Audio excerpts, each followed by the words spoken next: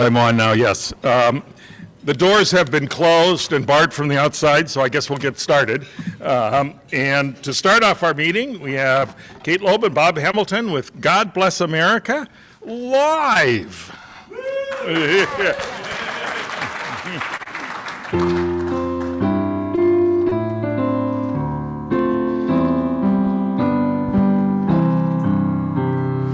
God bless America, land that I love. Stand beside her and guide her with an eye through the light from above. From the mountain to the prairie, to the ocean, white with foam. God bless America, my home, sweet home. God bless America, my home, sweet home.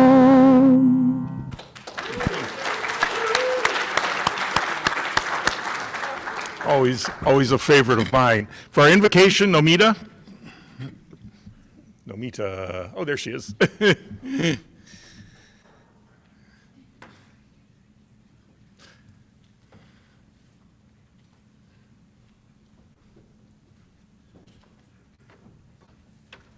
you. Not the best day to try your new heels.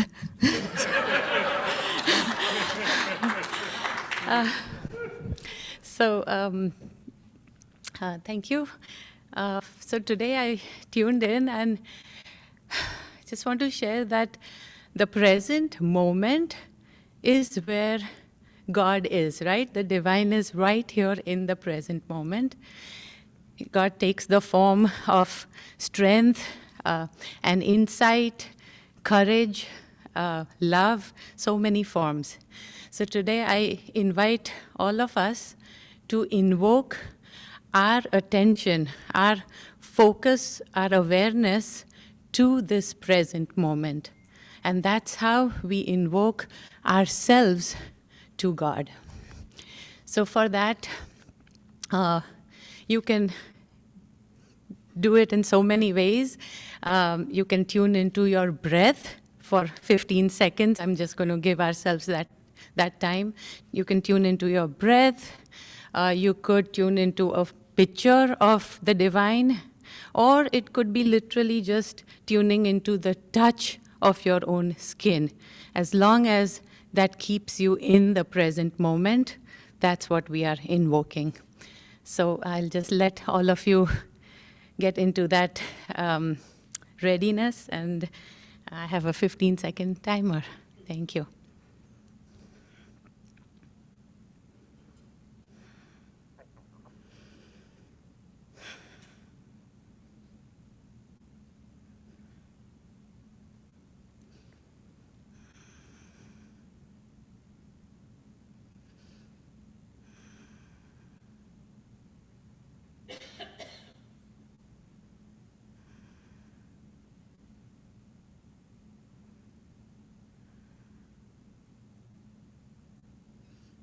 You can open your eyes, and thank you.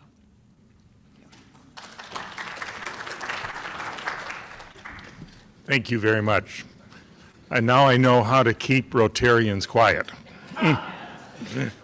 So our guests today, if you have a guest at your table, if you just shout out, and we appreciate, some of you people may know some of these people.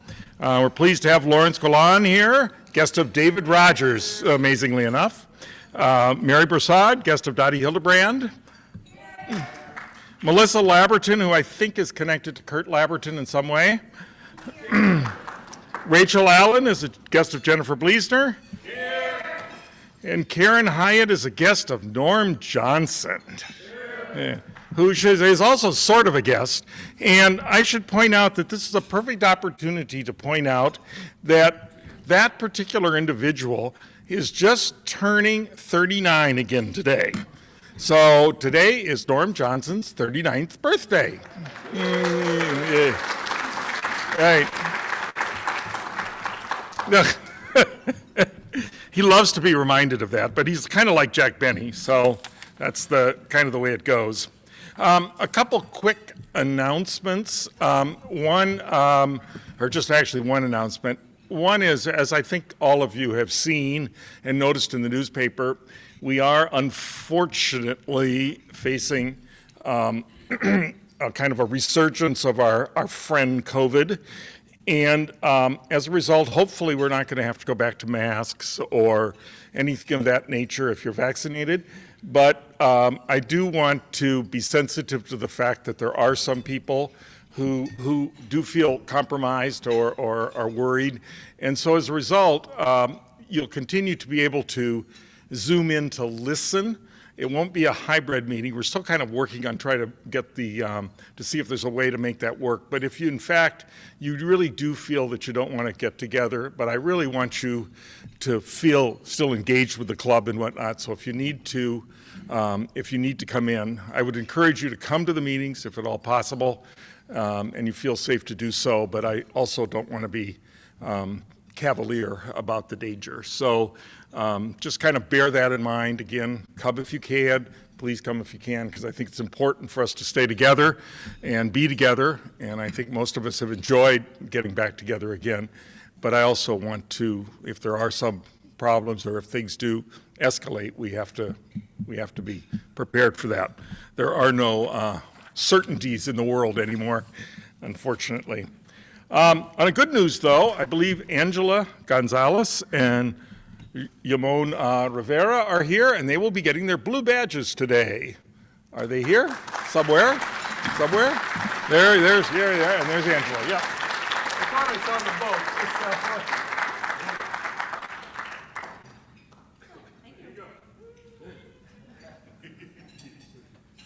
And now I have two red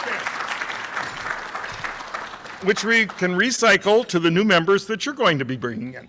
So keep that in mind, and welcome to full membership. I think as most of you know, that means they have completed all the Rotary education steps. Now, with a little more word about our picnic, Tressa Shockley. There she is.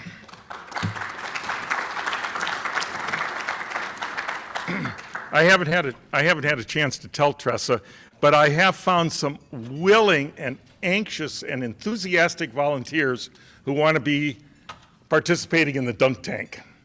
So there you go. To find out. Thank you. Most of them. Thank you, President John. Rotarians and guests, I am here to give you a quick update on the social committee. We're going to be joining together on Thursday, August 19th, in lieu of our afternoon meeting. We're going to meet from 5 to 7 p.m. at the Franklin Park Rotary Pavilion. Just a reminder to anyone who's on the social committee, please arrive 1 hour early. So please be there at 4 and plan to stay about 30 minutes afterwards so that we can do a quick cleanup. Just want to let you guys know what to expect. In the first hour from 5 to 6 p.m., we're going to be serving a traditional picnic-style dinner from Stacy's Catering. We're going to be having pulled pork, grilled chicken legs, beans, fruit salad, cornbread, and mac and cheese. And then for dessert, we're going to be having an ice cream sundae bar. And special thanks to Coca-Cola for providing the beverages of the evening. And then the second hour is when we're going to have all the fun with the dunk tank. Can't wait to see who's going to be on the platform. We're going to be offering some cornhole. They'll be set up so that you can just play at your own pace. There's no tournament style going on. We'll have 2 different age divisions for kids to play with the piñata, whack a piñata, I don't know what to call it. I feel like there should be an official name for that activity.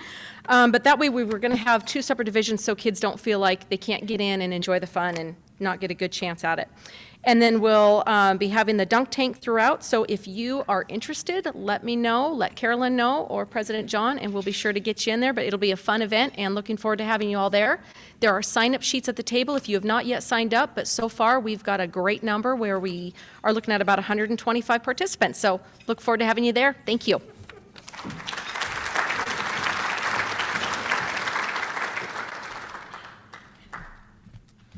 For those of you participating in the dunk tank activity, Speedos are not required. You can do the old-fashioned 1910 bathing suit. But it does remind me many years ago when the symphony and the museum partnered on an event up at the Garretson Grade at the Garretson House. We did an Indian theme, and so we needed people to be guards, kind of Arabian Nights kinds of guards in silk pants and a turban and whatnot.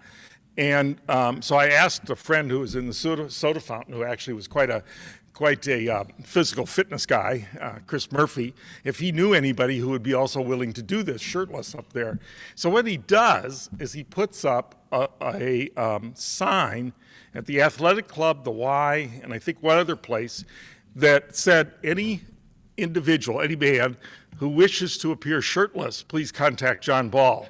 And I thought, this might be a little more information than they particularly wanted. But anyway, and with that, we have our Sergeant at Arms, Doug Rich.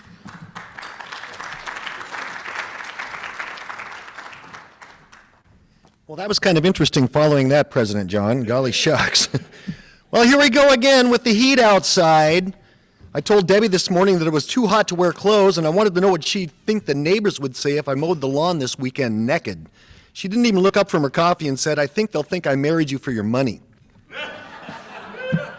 No question, the next 3 days we're going to be over 100 degrees, and of course that means the dog days of summer are upon us. Wondering if one of my Husky brethren like Jimmy might be able to tell me, how did that name come about, the dog days of summer? It was the red hot Husky football team, and it was the dogs. There. No, we're not fanning you. We're not, but unfortunately you are wrong. I wonder if maybe Bob Romero, you went to a fine university. Maybe you know the answer to this. Actually, Doug, I think for those of us that went to school at Washington State University, this is a common knowledge. Actually, the dog days of summer are the period from the 3rd of July to the 11th of August. Right. And it's when the sun occupies the same space with Sirius, which is the brightest, most visible star of the universe. Part of the constellation Canis Major, thus the big dog. So, I like it. So let the big dog heat. How about that? All righty, well, we're going to start everything off with a survey. How many of you people, by show of hands, have a dog in your household? Okay, the rest of you who didn't raise your hand, pull out a buck and pay the sergeant. How many have 2 dogs in their household? How about 3 dogs in the household? Do we have any with 4 dogs in the household? So we stopped at 3, and unfortunately, they're both a part of my committee, but you are exempt from having to pay a fine today. You get the get out of the doghouse exemption. So we're going to start with obviously famous cartoon dogs that we all know. So when I yell out, "Peanuts," you yell out, "Yes." When I yell out, "The Jetsons," you yell out. When I yell out, "Scooby-Doo," you yell out, "Arroo." Very good. One for the younger crowd. When I yell out, "Family Guy," you yell out, "Brian." Okay, well, maybe all of us age challenged might want to pay $1 for that. How about this one? "There's no need to fear. Not plane, no bird, no even frog. It's little old me, Underdog." So our first question, and the 4-way test applies. I'm going to give you 3 seconds, and I want you to yell out your answer. Who was the voice of Underdog? Mississippi 1, Mississippi 2, Mississippi 3. Wow, Wally Cox. Stand-up comedian, World War II vet, actor with unique physical skills, died unexpectedly at the age of 47, and his good friend Marlon Brando asked to receive his ashes, with whom he would converse every night before he retired. And when they both died, Brando's ashes were combined with Wally's to be spread over Tahiti. So if you don't think that's a little unusual, pay another $1. Okay, let's go on to real dogs. This dog's real name was Terry and was abandoned as a puppy. Luckily for her, she was adopted by a German immigrant, Carl Spitz, the unofficial dog trainer of Hollywood. Her career spanned 10 years and 17 films and was one of the generation's most coveted canine actresses, starring alongside some of the all-time biggest stars. Who was this famous movie pup? I'm hearing a couple, but this one was actually Toto from Wizard of Oz. So please pay $1. Let's move on. Perhaps one of the most famous dogs in history and the most famous of his breed, this pooch was found in war-ravaged France during World War I and was adopted by an American soldier named Lee Duncan. The rest of the litter sadly did not make it. In his new life in Los Angeles, he was catapulted to stardom, where he caught the eye of a filmmaker at a dog show where he reportedly scaled and got over a 12-foot wall. He went in to star on nearly 30 films, many of which were written specifically for him, and he was credited with saving Warner Brothers Studios from bankruptcy. Who is this famous dog? Rin Tin Tin is correct. And for our last one, this immediately recognizable pup was one of the most popular canine movie stars of the 40s and 50s, whose character lasted decades later in TV and movies, culminating in a 2005 movie about this famous canine. The original one died in 1958, and since then, all future roles had been held by pups from the same bloodline. Quite the lucrative family business, if you ask me, since the dog would often make twice as much as the human co-star, including Liz Taylor. Name this famous dog. That one was Lassie, and even though the character was female, all the Lassie parts were played by male dogs. So don't dog it, and if you haven't paid any money yet, please pass $1 on to the committee, and that's it.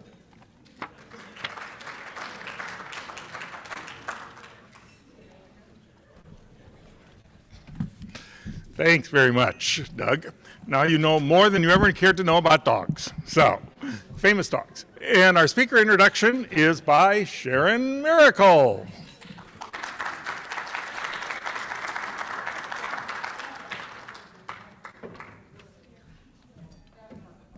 Good afternoon, everyone. Last time I was on this stage, I had the pleasure of introducing a friend of many decades, our President John Ball, and today I have the pleasure of introducing a friend of many months, Mr. Paul SHOEMAKER. And I will just tell you by character, he just was texting me saying, "You better be in that dunk tank." So, Paul and I spent countless hours over the last year actually working with other thought leaders around our state, trying to figure out a plan for creating a better future for all Washingtonians. And so I had the real pleasure of getting to know him on a little deeper level. What I know is he's an authentic, big-hearted, down-to-earth, big thinker, and he certainly meets our Rotary four-way test. So Paul was born and raised in Iowa, where he graduated from Iowa State University. He went on to obtain an MBA in marketing and finance from the University of Texas. Paul and his wife of 38 years, and he doesn't even look that old, it's kind of shocking, wait till he shows up, have 3 sons, and his son's baseball games provided him the opportunity to spend many a hot summer day here in Yakima. He is an avid sports fan, huge Seahawks nut, and he enjoyed years playing basketball and actually refereeing high school basketball. And like many of us, he wishes he could golf as good as he once thought he did. Now about a bit about his career. Paul is the founding president of Social Venture Partners International, the first of its kind and still the largest global network of thousands of social innovators, entrepreneurs, philanthropists, and business leaders supporting social change agents in over 40 cities and 8 countries across the globe. Before Social Venture Partners, in 1998, Paul was group manager for worldwide operations at Microsoft, where he implemented a direct marketing infrastructure. Prior to his work at Microsoft, he was a product manager at Nestle USA in Glendale, California. Over his career, he worked extensively across private, nonprofit, and public sectors, and he learned from and worked closely with a wide range of global CEOs, national social sector leaders, and community activists. This breadth and depth of experience developed him into the global thought leader he is today. He actively consults, he writes, and he speaks on activating social change agents and increasing civic impact.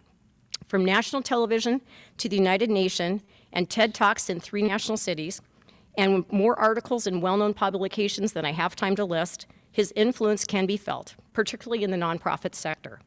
Paul was twice named one of the top 50 most influential people in the nonprofit sector. He was also named Philanthropist of the Year, and he was awarded the Red Winged Leadership Award by the Seattle University. In 2015, Paul received the Microsoft Alumni Integral Fellow Award, the only Microsoft alum to ever be the sole recipient of this award in a single year. Paul's books, Can't Not Do, and his newest, Rebuilders, The Leaders We Need for the Decade Ahead, offer insights for the motivation and the vital traits change agents and great leaders possess. You can also learn more by tuning into his Rebuilders podcast with an impressive lineup of guests at paulshoemaker.org. Please join me in welcoming Paul SHOEMAKER with a warm Yakima welcome.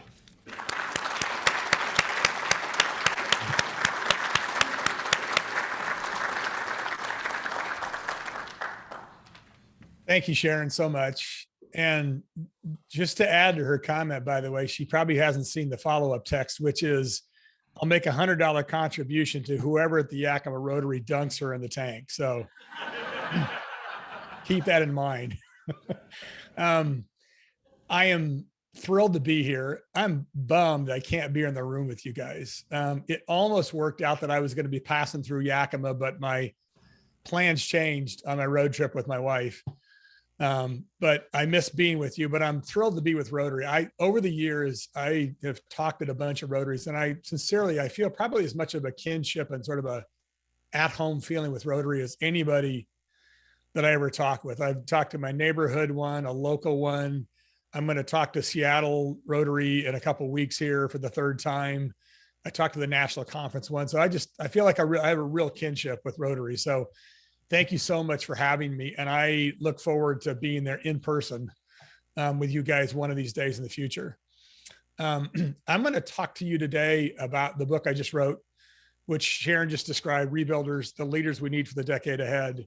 And I'm going to sort of divide it into four parts and give you sort of 4 road signs for the next 20 to 25 minutes. The first thing I want to do is explain why I wrote this second book that I did. Can't Not Do is the first one. The second one is Rebuilders. And also through that, just describe a little bit of my journey about why I wrote that and how I got to it. The second thing I want to just spend a minute on is how I did the research that went into the book. The third thing I'll describe is who some of these leaders are. That's the most important thing I want to talk about today, share a few of the stories about a few of them. And then lastly, talk to you just a minute about where that term rebuilders came from. So why, how, who, and where is what I want to talk about today. And again, thank you so much for having me here. So let's start with why. As Sharon just kind of referenced, my elementary school years were in Fort Dodge, Iowa, which for those of you that don't know where that is, it's about halfway between Humboldt and Webster City. But a bump. My dad was a Methodist minister, and there were 2 Methodist churches in town. My dad partnered religiously, pun intended, with the African-American church in town. And I would quite often tag along in our 63 Falcon. We're talking mid to late 60s here. So I can still remember to this day driving to that church with my dad. And that church was in a part of town called the Southeast Bottoms. And I remember back then thinking, why would you call any part of a town that? When we would drive there, I would drive their community school, and I could compare their community school to the one that I went to school in. And when that minister would visit our church, I can still also to this day remember some folks just treated him differently. They just looked at him differently. So I can still, in my mind to this day, I can vividly see that church, that school, and the looks of some of those people's faces. So my young mind didn't yet know how to describe what economic, educational, racial inequity was about. So that was about 1968. From there, from Des Moines, I left and went and got an MBA in Texas. I spent 15 years in the private sector. That experience of hanging out with my dad, of a life of service in the church, just like you folks have through Rotary, that never left me. I made a career pivot when I was 38 to move out of the private sector to into the social sector, the nonprofit sector. But I very much brought that private sector background with me. And again, I think that's similar to a lot of the folks that are in the room today that are Rotarians. You bring that sort of cross-sector view with you into your work. Sharon described what I did with Social Venture Partners for 17 years. That was a wonderful journey. At the end of that, in 2015, I wrote a book called Can't Not Do, which is really about a notion of service and philanthropy and volunteerism. And if you are guided in that direction, how do you sort of find your pathway? And then in 2018, 50 years after that experience with my dad going back and forth to our church in town, I was working on a project for the Balmer Group on poverty. And we were studying educational, economic, racial inequities in America and other sort of inequities, social health that were sort of affecting and impacting poverty in America. For 50 years after World War II, if you look at the sort of the course of America, we were making slow, sometimes uneven, but we were sort of making steady progress on poverty and certain different measures of equity. Over the last 25 years, by just about any measure, we've gone the wrong direction. We've sort of gone back in the wrong way, back down the hill.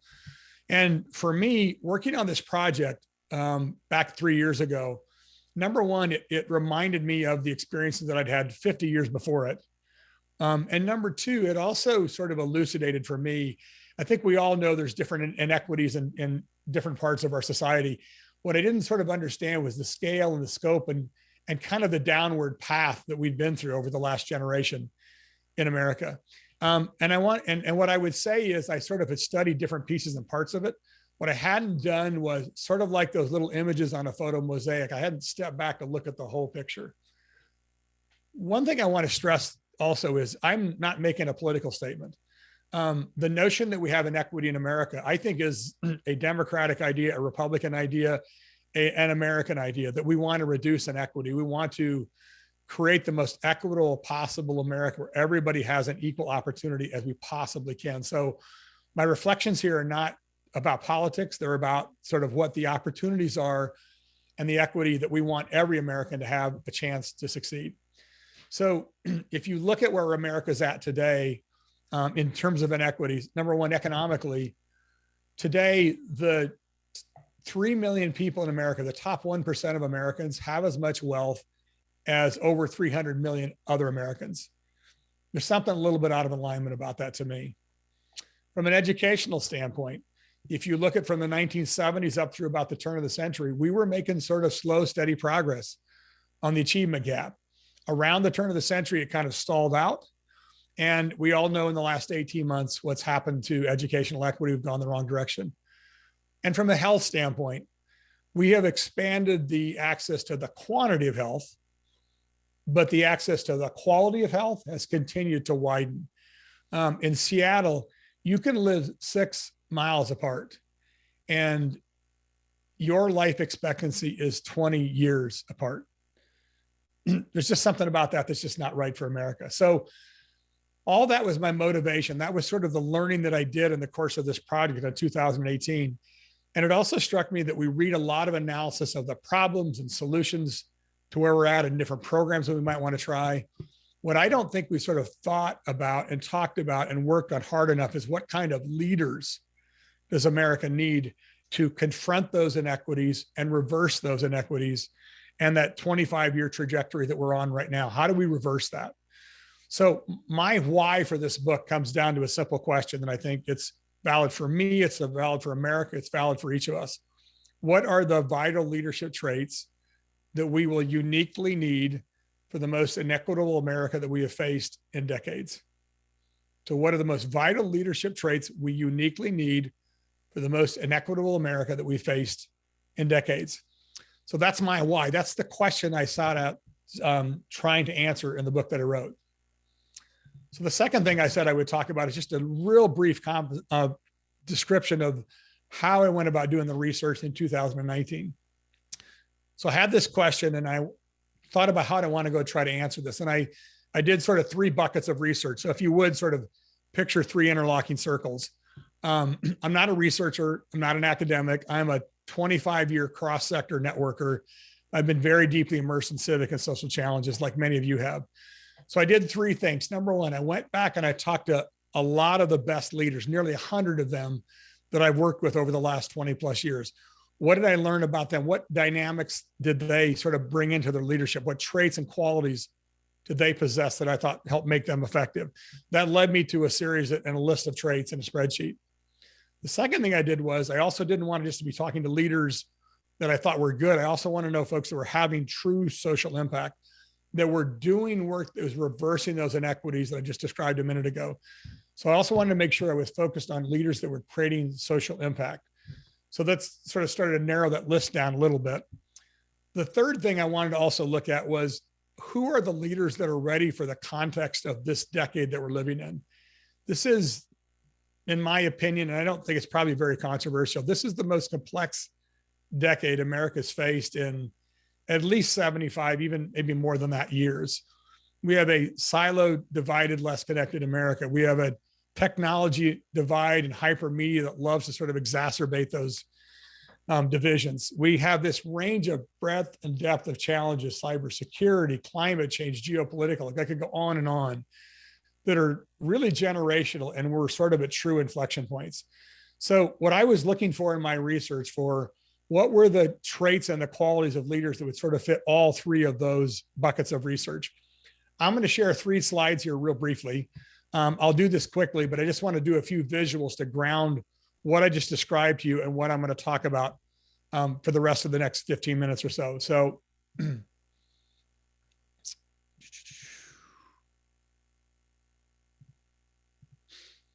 all right.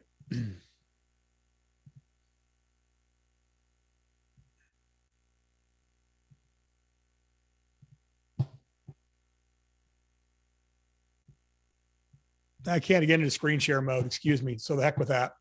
So this is just a visual to describe, there we go, bingo. Now I just need to go back 3 slides. Previous. There we go. So this slide just sort of emphasizes visually what I just described. What I was looking for to answer that question, that why question I had in 2018 about what are the kinds of leaders we need for the decade ahead, were the best leaders I've worked with, those that were also creating true social impact, and that I believed were sort of tuned to meet the challenges of the decade ahead, to face the complexities and reverse the inequities that we're facing in the decade ahead. So there were 5 traits that dropped out that fit that intersection of that particular circle. There are 5 vital specific traits. And that's what I focused the book around. And this is just an overview of those 5 traits. And what I'm going to do, I'm going to drill into 2 of them. And I'll describe all 5 of them to you real briefly, just so you have a sense of what they are and why they connect together. So generosity mindset is the first one. The second one is what I call 24/7 authenticity. I'm going to come back to both of those in just a minute. Trait number 3 is data conviction. This may sound a little bit dry, but in the world that we live in and the complexity we have, and even this challenge we have to sort of arrive at a set of shared facts, leaders that have a core belief that data is indispensable, and they know it's strategic, not just tactical, and they know how to use data wisely, prudently, effectively. Those leaders matter greatly in the decade ahead. The 4th quality is what I call capacity for complexity. These are leaders that have the ability to think in a nonlinear, less sequential way, to take in, process information on a consistent basis, even as that information is changing constantly. Those leaders are special. They have a capacity for complexity that's unique. And by the way, there's a section in that chapter in my book called "You Better Have Women in the Room."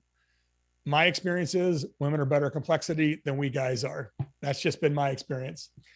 And that last trait, sort of this integrating traits, what I call cross-sector fluency. These are leaders that have an ease and a natural movement working across all 3 sectors: public, private, nonprofit.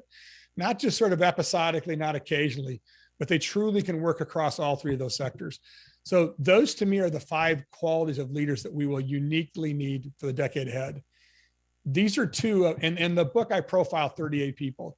These are 2 of the sort of exemplar leaders. In the upper left, that's Roseanne Haggerty. She is an exemplar of what I call generosity mindset. And the gentleman in the lower left corner, his name's Michael McAfee, and he's an exemplar of what I call 24/7 authenticity. So I'm going to come back to those 2 in just a minute here and tell you a little bit more about them. But I wanted you to have a little picture of their faces so you can sort of be a little more connected to them. And just to be clear, what I was focused on was leadership, not so much for strategy or teams or culture, all good, important things. I have been focused on what are the vital leadership traits that we are going to need to address the complexities and reverse the inequities of the decade ahead. I think that takes a particular set of leadership traits that we're going to uniquely need. So let me tell you about 2 of those traits and 2 of those people. So the first one's what I call generosity mindset. And you saw the individual I talked about just a minute ago. So the first time I ever heard this term generosity mindset was talking to Roseanne Haggerty about 2 or 3 years ago. She was walking down the street in New York City when folks used to do that. And I was asking her, and the organization she's the CEO is called Community Solutions. They work on homelessness all over America. Certainly a relevant issue for those of us in Seattle and all over the state of Washington. And I asked her, how do you land in a community on an issue as complex and contentious as homelessness and show up and be effective and merge into a community? And she said almost reflexively, I have to come up with a generosity mindset. So that was a very natural sort of native answer for her. And we had a good long conversation about what does that mean? What is that? Roseanne is a person that the day she graduated from college, she went to Columbia in New York City. She lived in an apartment. The apartment complex next door to her was known as Homeless Hell. The day she graduated, she effectively, if you will, moved next door, started to work on that challenge and that problem. That's what she's done for the last 40 years of her life. And Community Solutions is an organization whose mission is to create a lasting end to homelessness that leaves no one behind. They're a phenomenal organization. So I would define generosity mindset in this way. They're leaders that have a focus on the ultimate goal, a really hard strategic focus on the ultimate goal. They move past diversions. They don't let the noise get in their way. They know how to get the best out of everyone. They know how to make the whole greater than the sum of its parts. All of those are nice sounding things.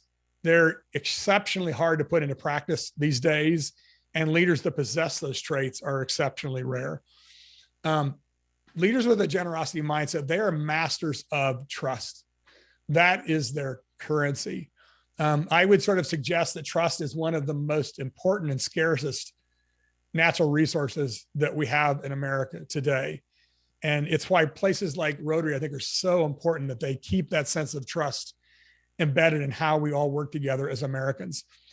Another thing to sort of stress about generosity mindset, it's not about being nicey nice. It's not about, sort of being pleasant. It's really a pretty hard-edged strategy. It comes from a mindset of strength and belief. And I think it's, of all 5 of those traits, it's the most obvious one when it's missing from a team or a room or a community.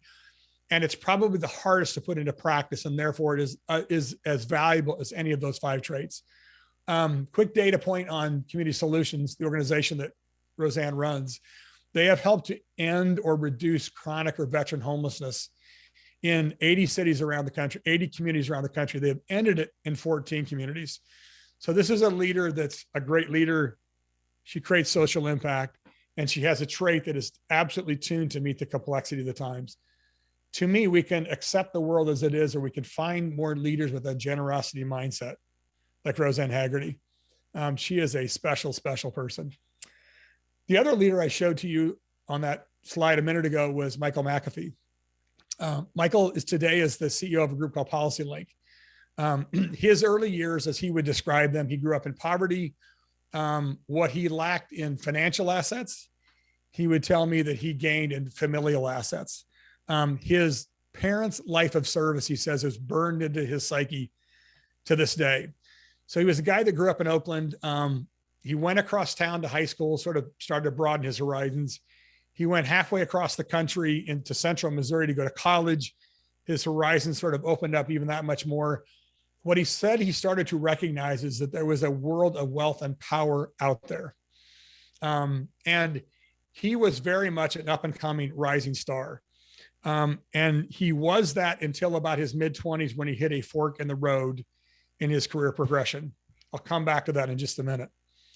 So Policy Link, the organization which Michael is the CEO of, their mission is to advance economic and racial equity. And the trait he possesses that I think is tuned to meet the times is what I call 24/7 authenticity. So let me define it this way. These are leaders that have a persistent, relentless, insistent commitment to integrity, honesty, and particularly to a sense of personal accountability. Again, sort of good, nice sounding words. And I would suggest we see that sort of less and less in our leaders. And I think in the world that we live in today with the complexities we have, that trait is that much more and more important. These are people that are truly worthy of our belief. They're not false. They're true to their own spirit and character. And to me, it's about the need to consist. When I say 24/7, you have to consistently show that characteristic. We live in a 24/7 world. You're going to have to show up as a leader in this world that way constantly. It's about being proactive, not reactive. Interestingly, also, almost every one of the leaders I profiled in the book that possessed this trait, they were also grounded in some sense of spirituality or faith. There was some grounding that I think really sort of guided their sense of authenticity. In McAfee's case, I mentioned just a minute ago, he was an up and comer. He went to work at a community foundation in the Midwest. He was the rising star. They sent him off to work at a youth service organization. After he'd been there for a while, what he said was, I started to recognize some of the same inequities that I saw growing up. I had a choice to make. I could sort of keep quiet, or I could go back to my new bosses and say, here's what I see and here's what's wrong. He chose the latter. That's not what they wanted to hear. They wanted their rising young star to sort of tell them all the nice and good things. And their reaction was to send him to racial sensitivity training.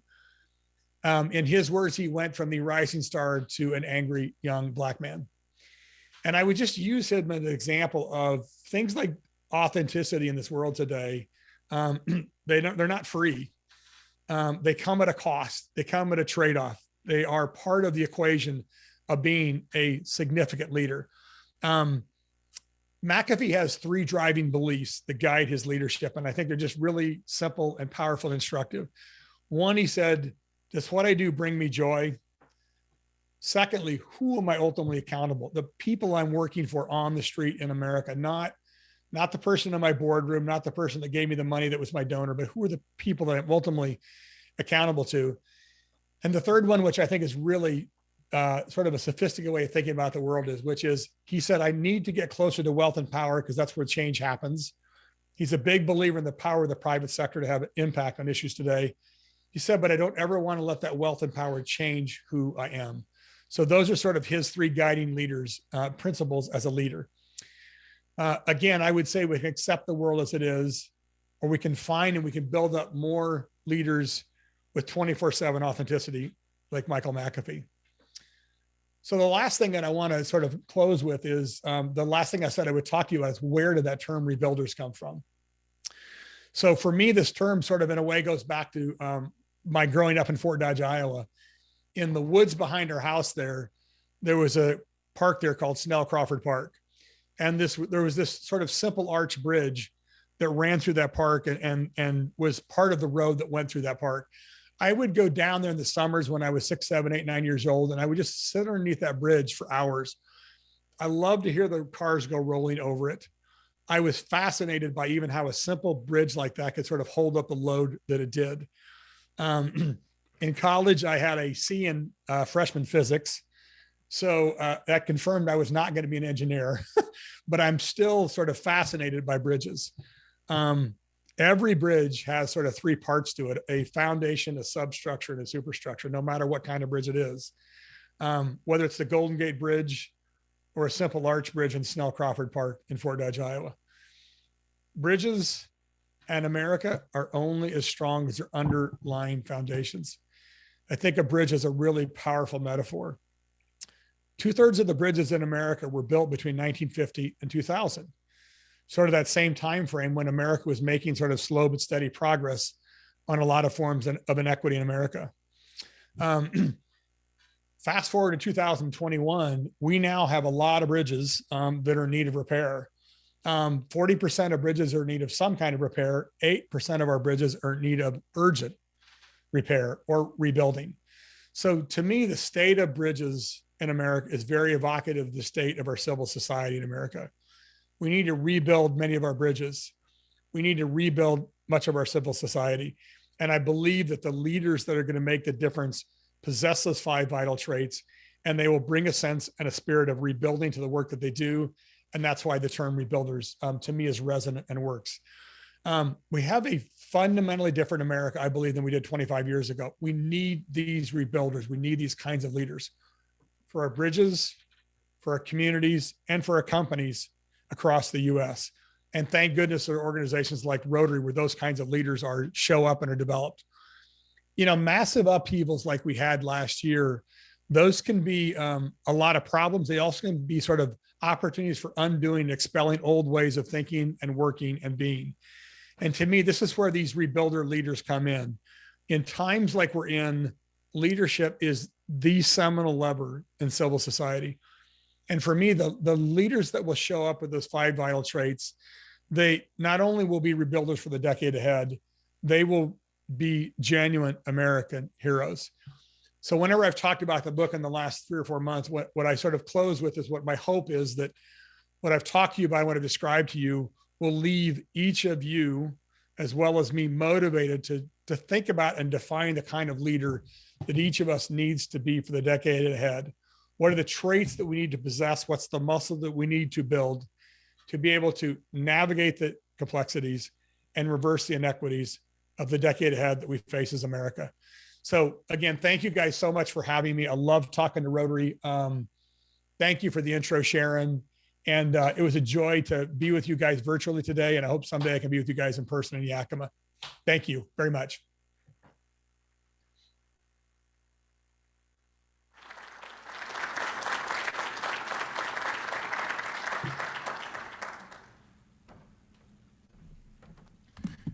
Thank you very much. I think there's a wonderful words there that we can all come and share and really ponder, because I think he's made a lot of comments that overarch a lot of our issues that we're facing today. I'd also like to point out that he also exemplifies that the best people in this world come from Iowa. I'm from Dubuque, so on the other side of the state. So after this meeting today, there is a meeting of the Operation Harvest Committee. Believe it or not, that's coming up before we know it. That'll be with Quinn, who is right down here in the middle, and she will be meeting on that subject. The other thing, next week, Judge Ruth Rykoff will be speaking on the Yakima Valley Juvenile Court. The following week will be Tyrone Campbell on de-escalation strategies for police. And then the following week is the Rotary Picnic, where fun and games, it'll be your once-a-year day. For those of you who know something about musicals, Charlie knows. That's where the musical pajama game, which is also, I might add, about Iowa. So, so we have to get in. 2 little words to think about today. One is that the whole topics that we all talk about even today sometimes keep resonating. I was amused to see this little article in the paper in the Yakima Herald. This was written by our conservative publisher, who is Colonel W.W. Robertson, written in 1921, and he talks about taxes. And there's been a lot of things in the newspaper up to this day about high taxes on lumber, high taxes on fruit, high taxes on railroads. They can't do anything.